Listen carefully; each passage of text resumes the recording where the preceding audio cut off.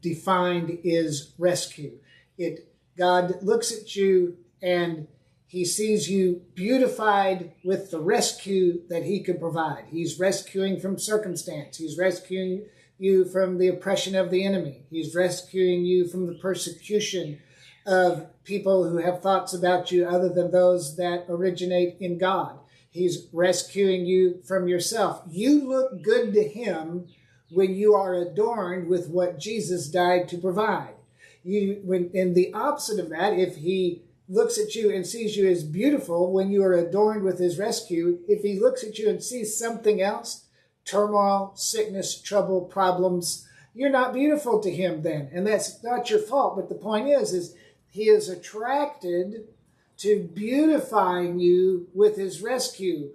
It'd be like if you had a bride, you're not going to go outside and get some mud and come in and throw mud on her and say, oh, don't you look nice? No, that's not what you're going to do. That's counterintuitive, and we're made in God's image to think that way and to operate that way. We want to beautify that which we love. We're not going to mar it. We're not going to destroy it or damage it. But yet that's theologically, that's what people teach. That's what we found taught, is that somehow God, because God works in the midst of suffering, he does it so well that we make an assumption that he authored it in the first place. But that's not the case. God is not the author of death. God is not the author of sickness. He is not the author. He does not send those things upon his people. What he does do, however, is beautify the meek with salvation. God is beautifying you today with rescue.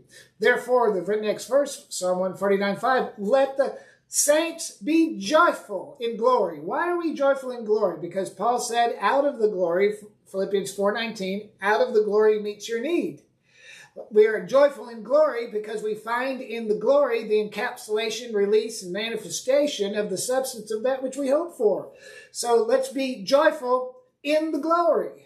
That's why Paul said, I glory in suffering. Why is Paul glorying in suffering? Because in the glory are all things that pertain to life and godliness. God meets all the need. If you're suffering, the need is to have the suffering alleviated. So you're suffering, what do? You glory. And when you glory, out of that glory, manifest your rescue. These things are very simple. So let the saints be joyful in glory. Let them sing aloud on their beds. Wow, think about that. You may be on a bed of affliction. What do you do in a bed of affliction? You move in the opposite spirit. Lord, I praise you, I glorify you, I honor you, I acknowledge you. And then in that glory that he's attracted to in you, he beautifies you with rescue. Let the high praises of God. What are the high praises? The praises of God that are a higher focus than what you're going through. Let the high praises of God be where? In your mouth. And a two-edged sword in your hand. What is the two-edged sword? It's the word of God. It's the Logos, the infallible, unchanging written word of God, and the Rhema, the subjective word of the prophetic, what Peter called present truth, what God is currently doing and saying in your life, which is why God gives the subjectivity of the ministry of the prophet and gives you the ability as his sheep. Well, I don't know what God is saying. Live out of your sheep nature. Jesus said in John chapter 10 that my sheep hear my voice and know that they will not follow. It's real simple. You don't have to be deep.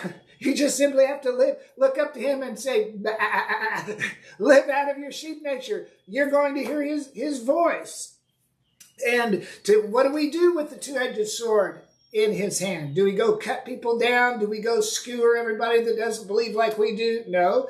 The next verse says, to execute vengeance upon the heathen and punishments upon the people, to bind their kings with chains and their nobles with fetters of iron. How? Because of what we're doing in the voting booth? No, because of what we're doing singing aloud on our beds. We're moving, we're ruling and reigning and taking authority. Prayer is not begging or pleading. Prayer is ruling and reigning.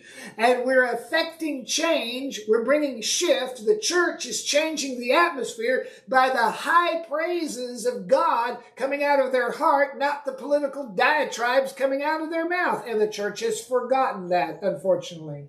To execute upon them the judgments written, this honor have all his saints. Praise ye the Lord. So You're not begging and pleading. You're ruling and reigning when you pray, when you praise. And God is not marring you with suffering. He's beautifying you with rescue. He's beautifying you today with salvation. Does this word bless you?